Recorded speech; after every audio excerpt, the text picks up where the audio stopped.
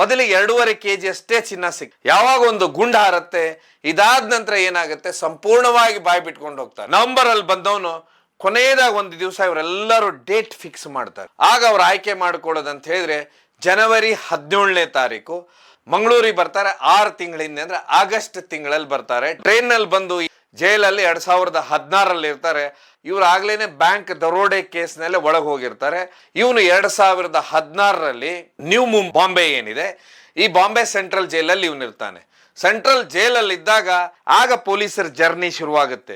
2700 kilometre ಮಂಗಳೂರಿನಿಂದ ಮುಂಬೈನಿಂದ ತಮಿಳ್ನಾಡು. ಆಗ್ಲೇ ಗೊತ್ತಾಗುತ್ತೆ ಈ ಕಾರಿನ ನಂಬರ್ ಪ್ಲೇಟ್ ಇಲ್ಲಿ ಚೇಂಜ್ ಆಗಿದೆ. ಆಗ ಅವ್ರು ಏನ್ ಮಾಡ್ತಾರೆ, ಹಿಂದೆ ಹೋಗ್ತಾರೆ ರಿವರ್ಸ್ ಹೋದ ಕೂಡಲೇ ಮತ್ತೊಂದು ಕಡೆ ಟೋಲ್ ಹೋಗ್ತಾರೆ, ಹೆಜಮಾಡಿ ಟೋಲು.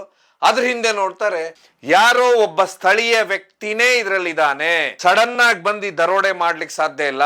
ಮಾನ್ಯ ವೀಕ್ಷಕರೇ, ಅಳಿದು ಉಳಿದವರು ಕಂಡಂತೆ ಸ್ವಾಗತ ಸುಸ್ವಾಗತ. ಬಹುದೊಡ್ಡ ಸಂತಸದ ಸುದ್ದಿ ಅಂತ ಹೇಳಿದ್ರೆ, ಏನು ರಾಜ್ಯದ 2ನೇ ಅತಿ ದೊಡ್ಡ ದರೋಡೆ ಮಂಗಳೂರಿನಲ್ಲಾಗಿತ್ತು. ಅಂದ್ರೆ ಇಲ್ಲಿವರೆಗೆ ದರೋಡೆಯಲ್ಲಿ ಅತಿ ದೊಡ್ಡ ದರೋಡೆ ಅಂತಾರದು. ಅದು ಸರಿಸುಮಾರು ಆಗ ಬರ್ತಾ ಇರುವಂತ ಸುದ್ದಿ 12 ಕೋಟಿಯಿಂದ 14 ಕೋಟಿ ಚಿನ್ನ ಲೂಟಿಯಾಗಿತ್ತು.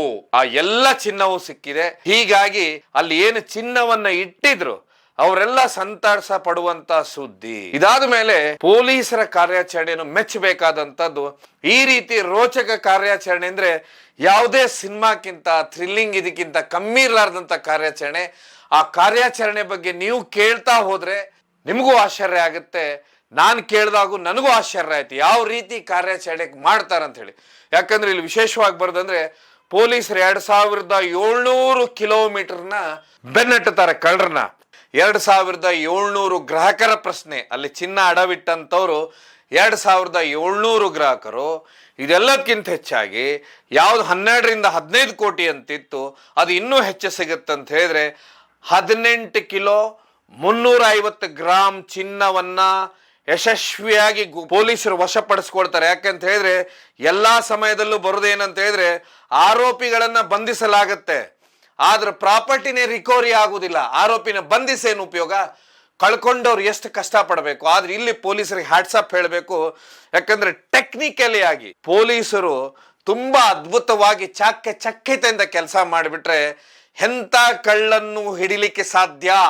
ಯಾಕಂತ ಹೇಳಿದ್ರೆ ಈ ದರೋಡೆ ನಡೆದ ದಿವಸ ಅದು 17ನೇ ತಾರೀಕು ಶುಕ್ರವಾರ ದಿವಸ. ಆ ಸಮಯದಲ್ಲಿ ಅದನ್ನು ವಿಶೇಷವಾಗಿ ಅವತ್ತು ನಮಾಜ್ ಇರುವಂತ ಸಮಯವನ್ನೇ ಆಯ್ಕೆ ಮಾಡಿಕೊಂಡು ಆ ಭಾಗದಲ್ಲಿ ಉಳ್ಳಾಳ ಭಾಗದಲ್ಲಿ ಜನಸಂದಣಿ ಇರುವುದಿಲ್ಲ ಅಂತ ಹೇಳಿ ಆಯ್ಕೆ ಮಾಡಿಕೊಂಡು ಅದೇ ಸಮಯವನ್ನೇ ಆಯ್ಕೆ ಮಾಡಿಕೊಂಡಿರ್ತಾರೆ. ಇದೆಲ್ಲದಕ್ಕಿಂತ ಹೆಚ್ಚಾಗಿ ಆ ಒಂದು ಬ್ಯಾಂಕ್ ಏನಿದೆ, ಈ ಬ್ಯಾಂಕ್ ನಲ್ಲಿ ಅವತ್ತು CCTV ಬಿಚ್ಚುತ್ತಾರೆ. ಅದಾದ ಮೇಲೆ ಅವತ್ತು ಮುಖ್ಯಮಂತ್ರಿಗಳು ಮಂಗಳೂರಿಗೆ ವಿಸಿಟ್ ಕೊಡ್ತಾ ಇದ್ದಾರೆ, ಸೆಕ್ಯೂರಿಟಿ ತುಂಬಾ ಕಡಿಮೆ ಇರುತ್ತೆ. ಇವೆಲ್ಲ ಪ್ಲಾನು.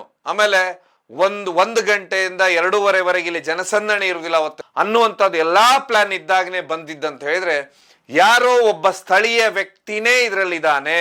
ಸಡನ್ ಆಗಿ ಬಂದು ದರೋಡೆ ಮಾಡ್ಲಿಕ್ಕೆ ಸಾಧ್ಯ ಇಲ್ಲ, ದರೋಡೆಕೋರರ ತಂಡನೇ ಕೆಲಸ ಮಾಡಿದ ಅನ್ನೋದಕ್ಕೆ ಪೊಲೀಸರು ಕೊನೆಗೂ ಅದನ್ನೆಲ್ಲಾನು ಪ್ರೂವ್ ಮಾಡ್ತಾರೆ. ಹೇಗಂತ ಹೇಳಿದ್ರೆ ತುಂಬಾ ಚಿಕ್ಕದೊಂದು ಕ್ಲೂ ಸಿಗುತ್ತೆ ಪೊಲೀಸರ ಕೈಯಲ್ಲಿ. ಯಾಕಂತ ಹೇಳಿದ್ರೆ ನೀವು ದರೋಡೆ CCTV ನೋಡಿರ್ತೀರಾ, ಒಂದು ಪಿಯೇಟ್ ಕಾರ್ ಬರುತ್ತೆ ಅದನ್ನ ನಿಲ್ಲುವುದು ನೋಡಿರ್ತೀರಾ, ಇದೆಲ್ಲವನ್ನೂ ನೀವು ನೋಡಿರ್ತೀರಾ. ಇದೇ ಕಾರೇ ಕೊನೆಗೆ ಕ್ಲೂ ಕೊಡುತ್ತೆ.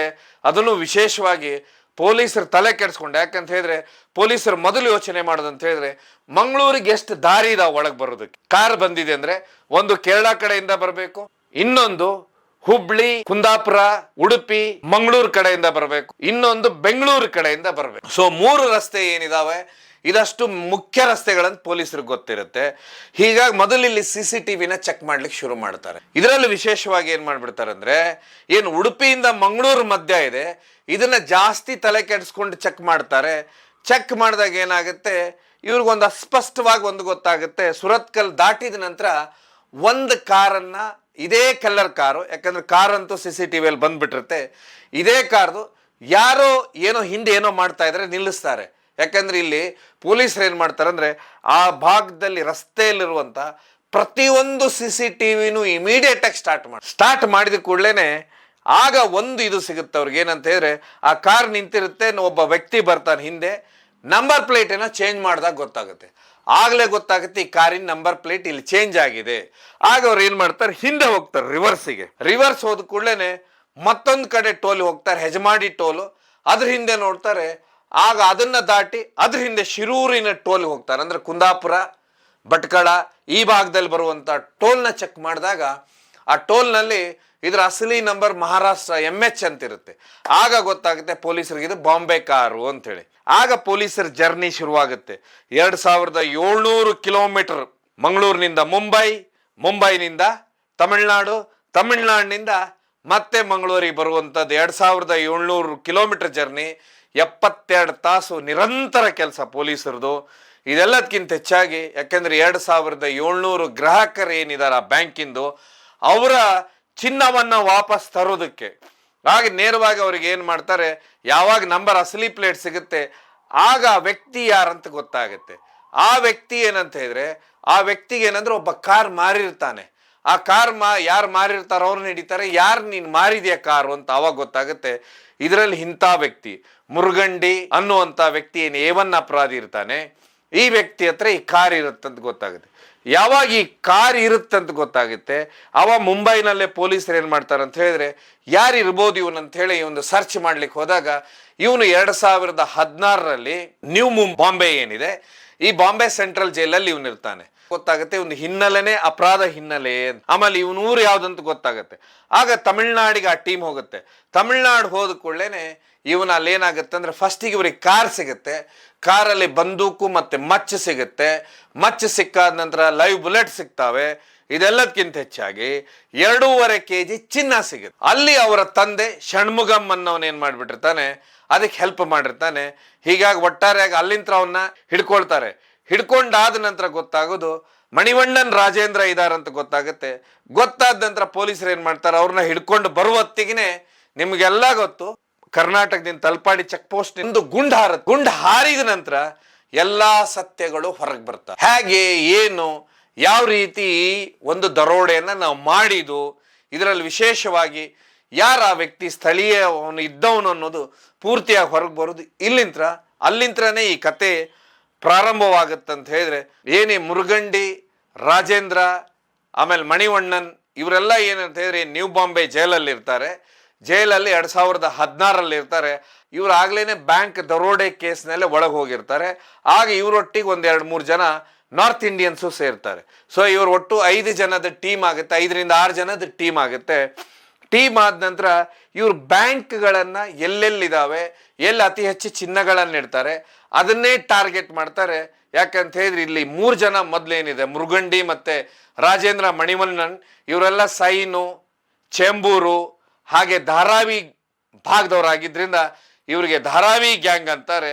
ಇವ್ರು ಇದೇ ಸಮಯಕ್ಕೆ ಏನಾಗುತ್ತೆ ಅಂತ ಹೇಳಿದ್ರೆ, ಇವ್ರಿಗೊಬ್ಬ ವ್ಯಕ್ತಿ ಸಿಗ್ತಾನೆ, ಲೋಕಲ್ ಅವನು ಅಂತ ಹೇಳಿದ್ರೆ ಇಲ್ಲಿವರೆಗೆ ಮಾಹಿತಿ ಬಂದಿರೋದು ಲೋಕಲ್ ವ್ಯಕ್ತಿ ಅಂತ ಹೇಳಿ.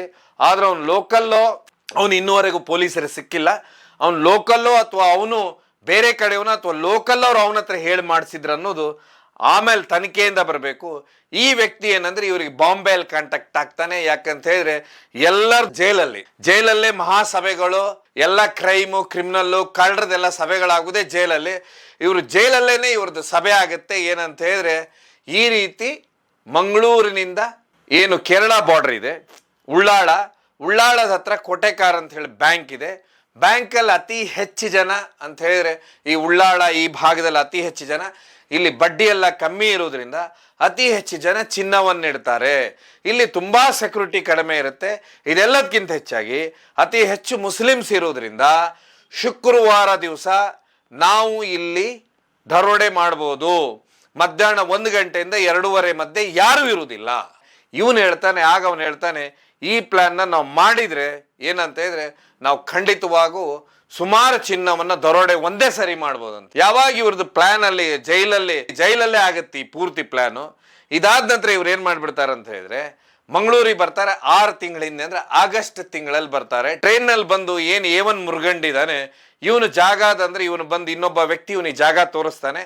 ಇದೇ ಬ್ಯಾಂಕು, ಇಲ್ಲೇ ಚೆಕ್ ಪೋಸ್ಟ್ ಇದೆ. ಈ ಬ್ಯಾಂಕು ಅಂತ ಹೇಳಿದ್ರೆ ಕೋಟೆಕಾರ ವ್ಯವಸಾಯ ಬ್ಯಾಂಕ್ ಇಲ್ಲಿದೆ, ರಸ್ತೆ ಪಕ್ಕನೇ ಇದೆ. ಚೆಕ್ ಪೋಸ್ಟ್ ಅಂತ ಹೇಳಿದ್ರೆ ಟೋಲ್ ಗೇಟ್ ಇಲ್ಲಿದೆ. ಕೇರಳ ಹೋಗೋದಕ್ಕೆ ತುಂಬಾ ಈಸಿ. ಮಂಗಳೂರಿನಿಂದ ಈ ಬಾಂಬೆಯಿಂದ ಈ ರೂಟಲ್ಲಿ ಬರ್ಬೋದು ಅಂತೇಳಿ. ಆಗ ಇವನೊಟ್ಟಿಗಿರುವಂತ ಸಹಚರರೇನಿದ್ದಾರೆ, ಮಣಿವಣ್ಣನ್ ಇರ್ಬೋದು, ರಾಜೇಂದ್ರ ಇರ್ಬೋದು, ಇನ್ನಿಬ್ರು ಇದ್ದಂಥವ್ರು, ಇವ್ರಿಗೇನಂತ ಹೇಳಿ ಈ ಪೂರ್ತಿ ಪ್ಲಾನ್ ನ ಹೇಳ್ತಾನೆ. ಅಕ್ಟೋಬರ್ ತಿಂಗಳಲ್ಲಿ ಮತ್ತೆ ಬರ್ತಾನೆ. ಅಕ್ಟೋಬರ್ ಅಲ್ಲಿ ಮತ್ತೆ ನೋಡ್ಕೊಂಡೋಗಿ ಅವ್ರನ್ನ ಕರ್ಕೊಂಡು ಬರ್ತಾನೆ. ಮತ್ತೆ ನವೆಂಬರ್ ಅಲ್ಲಿ ಬರ್ತಾನೆ. ನವೆಂಬರ್ ಅಲ್ಲಿ ಬಂದವನು ಕೊನೆಯದಾಗ ಒಂದು ದಿವಸ ಇವರೆಲ್ಲರೂ ಡೇಟ್ ಫಿಕ್ಸ್ ಮಾಡ್ತಾರೆ. ಆಗ ಅವ್ರು ಆಯ್ಕೆ ಮಾಡ್ಕೊಳ್ಳೋದಂತ ಹೇಳಿದ್ರೆ ಜನವರಿ 17ನೇ ತಾರೀಕು. 17 ಇವ್ರು ಏನ್ ಮಾಡ್ಬಿಡ್ತಾರೆ ಅಂದ್ರೆ ಬಾಂಬೆಯಿಂದ ಹೊರಡ್ತಾರೆ. ಬಾಂಬೆಯಿಂದ ಈ ಕಾರ್ನಲ್ಲಿ ಹೊರಟಾಗ ಏನಂದ್ರೆ ಒಟ್ಟು ಇವ್ರ ತಂಡ ಇದ್ದಿದ್ದ 6 ಜನರ ತಂಡ. ಅದರಲ್ಲಿ ಇಬ್ರು ಏನ್ ಮಾಡ್ತಾರೆ, ಟ್ರೈನ್ ನಲ್ಲಿ ಬರ್ತಾರೆ. ಇನ್ನು 4 ಜನ ಕಾರಲ್ಲಿ ಬರ್ತಾರೆ. ಯಾಕಂದ್ರೆ ಒಂದ್ ವೇಳೆ ದರೋಡೆ ಜಾಗದಲ್ಲಿ ಯಾವ್ದಾದ್ರು CCTV ಇತ್ತಂದ್ರೆ ಅಲ್ಲಿ ನಾವು 6 ಜನ ಅಂತ ಗೊತ್ತಾದ್ರೆ, ಬರುವಾಗೆಲ್ಲ CCTV ಚೆಕ್ ಆದ್ರೆ 6 ಜನ ಅಂತ ಗೊತ್ತಾಗುತ್ತೆ. ಹೀಗಾಗಿ 4 ಜನ ಕಾರಲ್ಲಿ ಬರ್ತಾರೆ. ಇನ್ನು ಉಳಿದಂಥವ್ರು ಇಬ್ರು ಏನ್ ಮಾಡ್ತಾರೆ, ಟ್ರೈನ್ ನಲ್ಲಿ ಬರ್ತಾರೆ. ಟ್ರೈನ್ ನಲ್ಲಿ ಬಂದಂಥವ್ರು ಇವ್ರು ಏನ್ ಮಾಡ್ಬಿಡ್ತಾರೆ, ಮಂಗಳೂರಿಗೆ ಬಂದಂಥವ್ರು ಮಂಗಳೂರಿನಿಂದ ಸೀದಾ ಅವತ್ತು ಅಂದ್ರೆ 17ನೇ ತಾರೀಕು ಶುಕ್ರವಾರ ದಿವಸ 12:25 ಕೋಟೆಕಾರ್ ಬ್ಯಾಂಕ್ ಹತ್ರ ಹೋಗ್ತಾರೆ. ಇನ್ನೂ ಇವ್ರಿಗೆ ಟೈಮಲ್ಲಿ ಜನಸಂದಣಿ ಇರುತ್ತೆ. ಹೀಗಾಗಿ ಇನ್ನೂ ಟೈಮ್ ಆಗಿರೋದಿಲ್ಲ. ಅಲ್ಲೇ ಪಕ್ಕದಲ್ಲಿ ಒಂದು ಸ್ಕೂಲ್ ಇರುತ್ತೆ. ಸ್ಕೂಲ್ ಮುಂದೆ ಇವ್ರು ನಿಂತ್ಕೊಳ್ತಾರೆ. CCTVನೂ ಅವತ್ತೇ ಬಿಚ್ಚುತ್ತಾರೆ. ಆಮೇಲೆ ಅವತ್ತೇ ಮಂಗಳೂರಿಗೆ ಮುಖ್ಯಮಂತ್ರಿಗಳು ಬಂದಿರ್ತಾರೆ. ಇದಾದ್ಮೇಲೆ ಸುಮಾರು ಜನ, ಅಲ್ಲಿ ತುಂಬಾ ಜನಸಂದಣಿ ಕಡಿಮೆ ಇರುತ್ತೆ. ಯಾಕಂದ್ರೆ ಆ ಭಾಗದ ಸುಮಾರು ಜನ ಮಂಗಳೂರಿಗೂ ಹೋಗಿರ್ತಾರೆ. ಆಮೇಲೆ ಪೊಲೀಸರು ಮಂಗಳೂರು ಕಡೆನೇ ಇರ್ತಾರೆ. ಸ್ಥಳೀಯ ಒಬ್ಬ ವ್ಯಕ್ತಿ ಇದ್ದ ಅನ್ನೋದಕ್ಕೆ ತುಂಬಾ ಪುಷ್ಟಿ ಕೊಡೋದಿಲ್ಲೇನೆ. ಇನ್ನೇನು 12:25ರಿಂದ ಇವ್ರು 1 ಗಂಟೆ 10 ನಿಮಿಷದವರೆಗೆ ಅದೇ ಕಾಯ್ತಾರಲ್ಲಿ. ಅದಾದ ನಂತರ ಸೀದಾ ಬ್ಯಾಂಕ್ ಮುಂದೆನೆ ಬರ್ತಾರೆ. ಬ್ಯಾಂಕ್ ಮುಂದೆ ಬಂದಂಥವ್ರು ಏನು A1 ಮುರುಗಂಡಿ ಇದ್ದಾನೆ, ಇವನು ಕಾರಲ್ಲೇ ಕೂತ್ಕೊಳ್ತಾನೆ. ಕೂತ್ಕೊಂಡ ನಂತರ ಕೆಳಗೇನು ಒಬ್ಬ ವ್ಯಕ್ತಿ ಕೆಳಗೆ ನಿಂತ್ಕೊಳ್ತಾನೆ. ಬ್ಯಾಂಕ್ ಫಸ್ಟ್ ಫ್ಲೋರ್ ಅಲ್ಲಿ ಇರೋದ್ರಿಂದ, ಮೇಲಿರೋದ್ರಿಂದ ಒಬ್ಬ ವ್ಯಕ್ತಿ ಕೆಳಗೆ ನಿಲ್ತಾನೆ. ಇನ್ನು 4 ಜನ ಬ್ಯಾಂಕಿಗೆ ಹೋಗ್ತಾರೆ. ಬ್ಯಾಂಕಿಗೆ ಹೋದಂಥವ್ರು ಚಿನ್ನ ಅವೆಲ್ಲ ಕದ್ಕೊಂಡು 10 ನಿಮಿಷದಲ್ಲಿ ಯಾವುದೇ ರೀತಿ ಯಾರಿಗೂ ಏನು ಮಾಡ್ಲಾರ್ದೇನೆ, ಅಂದ್ರೆ ಬೇರೆ ಕಡೆ ದರೋಡೆ ನಡೆದ ಹೊಸಬ್ರು ಆಗಿಬಿಟ್ಟಿದ್ರೆ ಗುಂಡಾರದು, ಚಾಕು ಹೊಡೆಯುದು ಇವೆಲ್ಲ ಏನೂ ಆಗುದಿಲ್ಲ. ತುಂಬಾ ಪ್ರೊಫೆಷನಲ್ ವೇದಲ್ಲಿ ಒಳ ಹೋಗ್ತಾರೆ, ಚಿನ್ನವನ್ನ ತಗೊಂಡು ಬರ್ತಾರೆ. ತಗೊಂಡು ಬಂದವ್ರು ಕಾರಲ್ಲಿ ತುಂಬಿಸ್ಕೊಳ್ತಾರೆ, ಹೋಗ್ತಾರೆ. ಹೋದಂಥವ್ರು ಏನ್ ಮಾಡ್ಬಿಡ್ತಾರೆ ಅಂತ ಹೇಳಿದ್ರೆ, ಏನು ಕೋಟೆಕಾರಿಂದ ಮುಂದೆ ಆ ಬ್ಯಾಂಕ್ನಿಂದ ಮುಂದೆ ಬರ್ತಾರೆ. ಬಂದಂಥವ್ರು ಇನ್ನು ಉಳಿದಂಥವ್ರನ್ನ ಅಲ್ಲಿ ಇಳಿಸ್ತಾರೆ. ಇನ್ನಿಬ್ರು ಏನ್ ಮಾಡ್ತಾರೆ, ಸೀದಾ ತಲಪಾಡಿ ಏನಲ್ಲಿ ಟೋಲ್ ಗೇಟ್ ಇದೆ, ಆ ಟೋಲ್ ಗೇಟ್ ಇಂದ ಸೀದಾ ತಮಿಳ್ನಾಡು ಕಡೆ ಪ್ರಯಾಣ ಬೆಳೆಸ್ತಾರೆ. ಸೊ ಒಟ್ಟಾರೆಯಾಗಿ ಅಂತ ಹೇಳಿದ್ರೆ ಸಂಪೂರ್ಣವಾಗಿ ಇದು ಒಂದು ಪ್ಲಾನು, ಸ್ಕೆಚ್ ಎಲ್ಲ ಮಾಡ್ಕೊಂಡು ಹೋಗಿರ್ತಾರೆ. ಇದ್ರ ಪ್ರತಿಯೊಂದು ಹೆಜ್ಜೆ ಹಿಂದೆನೂ ಈ ಸ್ಥಳೀಯ ವ್ಯಕ್ತಿ ಅಂತ ಹೇಳಿದ್ರೆ ಸಂಪೂರ್ಣವಾಗಿ ಆ ವ್ಯಕ್ತಿ ಯಾರು ಅನ್ನೋನು ಇನ್ನೂ ನಿಗೂಢ. ಯಾಕಂದ್ರೆ ಇನ್ನೂ ಪೊಲೀಸರು ಹಿಡ್ದಿಲ್ಲ. ಇವನು ಸಂಪೂರ್ಣವಾಗಿ ತಲೆ ಓಡಿಸಿರುತ್ತೆ. ಇದಾದ ನಂತರನೇ ಪೊಲೀಸರ ಜರ್ನಿ ಶುರುವಾಗುತ್ತೆ. ಸರಿಸುಮಾರು 2700 ಕಿಲೋಮೀಟರ್. ಇದ್ರ ಮಧ್ಯೆ ಯಾವಾಗೊಂದು, ನಾನು ಮೊದಲಿಗೆ ಹೇಳ್ತಾ ಇದ್ದೆ, ಯಾವಾಗ ಒಂದು ಗುಂಡು ಹಾರತ್ತೆ, ಮೊದಲಿಗೆ 2.5 kg ಅಷ್ಟೇ ಚಿನ್ನ ಯಾವಾಗ ಒಂದು ಗುಂಡು ಹಾರತ್ತೆ, ಇದಾದ ನಂತರ ಏನಾಗುತ್ತೆ, ಸಂಪೂರ್ಣವಾಗಿ ಬಾಯಿ ಬಿಟ್ಕೊಂಡು ಹೋಗ್ತಾರೆ. ಎಲ್ಲಿ ನಾವು ಚಿನ್ನವನ್ನ ಇಟ್ಟಿದ್ದು, ಎಲ್ಲೆಲ್ಲಿ ಇಟ್ಟಿದ್ದೇವೆ ಏನು ಅಂತ ಹೇಳಿ. ಆಗ ಸಿಗುವಂತದ್ದು ಸರಿಸುಮಾರು ಅಂತ ಹೇಳಿದ್ರೆ ಈ 2.5 kg ಸೇರಿಸಿ 18 ಕಿಲೋ 350 ಗ್ರಾಮ್ ಚಿನ್ನವನ್ನು ಸಿಗುತ್ತೆ. ಇದು ಯಾವ ಕಳ್ಳತನದ ಕೇಸಲ್ಲೂ ತುಂಬಾ ಕಷ್ಟ ಈ ಪರಿ ಚಿನ್ನ ಸಿಗುವುದು ಒಟ್ಟಿಗೆನೆ. ಇದಾದ ನಂತರ ಇಲ್ಲಿವರೆಗೆ 3 ಜನ ಅಂತ ಹೇಳಿದ್ರೆ ಏನು, ಮುರುಗಂಡಿ, ರಾಜೇಂದ್ರ, ಮಣಿವಣ್ಣನ್ನು. ಆ ನಂತರ ಈ ಚಿನ್ನವನ್ನ ಕಳ್ಳತನವಾಗಿದ್ದ ಚಿನ್ನವನ್ನ ಬೇರೆ ಬೇರೆ ಜಾಗದಲ್ಲಿ ಸ್ಪ್ಲಿಟ್ ಮಾಡಿ ಇಡುವುದಕ್ಕೆ ಏನು ಮುರುಗಂಡಿ ತಂದೆ ಷಣ್ಮುಗನ್ ಅನ್ನುವಂಥ ವ್ಯಕ್ತಿ ಇರ್ತಾನೆ, ಅವನು ಸಹಾಯ ಮಾಡಿರ್ತಾನೆ. ಅವನ ಅರೆಸ್ಟ್ ಆಗಿದೆ. ಈಗ ಏನಂತ ಹೇಳಿದ್ರೆ ಯಾವ ವ್ಯಕ್ತಿ, ಪೊಲೀಸ್ ಕಮಿಷನರ್ ಹೇಳೋ ಪ್ರಕಾರ ಶಶಿ ಅನ್ನುವ ವ್ಯಕ್ತಿ ಏನಿದೆ, ಈ ವ್ಯಕ್ತಿನೇ ಈ ಸಂಪೂರ್ಣವಾಗಿ ಲೋಕಲ್ ಮಾಹಿತಿ, ಇಲ್ಲಿ ಈ ರೀತಿ ಜಾಗ ಇದೆ, ಇಲ್ಲಿ ನಾವು ಈಸಿಯಾಗಿ ಚಿನ್ನವನ್ನ ದುಡ್ಡನ್ನ ಕದಿಬಹುದು. CCTVಗಳು ತುಂಬಾ ರೇರು. ಆಮೇಲೆ ಎಲ್ಲದಕ್ಕಿಂತ ಹೆಚ್ಚಾಗಿ ಶುಕ್ರವಾರ ದಿವಸ ಮಧ್ಯಾಹ್ನ ಜನಸಂದಣಿ ಇರುವುದಿಲ್ಲ. ಅತಿ ಹೆಚ್ಚು ಜನಸಂಖ್ಯೆ ಈ ಭಾಗದಲ್ಲಿದ್ರು. ಶುಕ್ರವಾರ ದಿವಸ ಜನಸಂದಣಿ ಇರುವುದಿಲ್ಲ ಅಂತ ಯಾರು ಐಡಿಯಾ ಕೊಟ್ಟು, ಆ ವ್ಯಕ್ತಿ ಯಾರಿದಾನಂತ ಹೇಳಿದ್ರೆ ಅವನ ಹೆಸರು ಈಗ ಶಶಿ ಅನ್ನುವಂಥದ್ದು ಈಗ ಸುದ್ದಿ ಬರ್ತಾ ಇದೆ. ತುಂಬಾ ಅದು ಪ್ರಶ್ನಾರ್ಥಕ ಚಿಹ್ನೆ. ಈಗ ಅವನು ಲೋಕಲ್ ಅವನ ಅಥವಾ ಲೋಕಲ್ ಅವರು ಅವನಿಗೆ ಹೇಳಿ ಮಾಡಿಸಿದ್ರ ಅನ್ನುವಂಥದ್ದು ತನಿಖೆ ಆದ ನಂತರ ಗೊತ್ತಾಗಬೇಕು. ಪೊಲೀಸರು ಹುಡುಕ್ತಾ ಇದ್ದಾರೆ. ಸೊ ಒಟ್ಟಾರೆಯಾಗಿ ಇಲ್ಲಿ ಪೊಲೀಸರ ಏನು ಒಂದು ತಂಡ ಇದೆ, ಈ ಕೆಲಸ ಚಾಚೂ ತಪ್ಪದೆ ಬೆನ್ನತ್ತಿದ್ದೆ. ಎಲ್ಲಾ ಗ್ರಾಹಕರ ಚಿನ್ನವು ಈಗ ವಾಪಸ್ ಸಿಕ್ಕಿದೆ.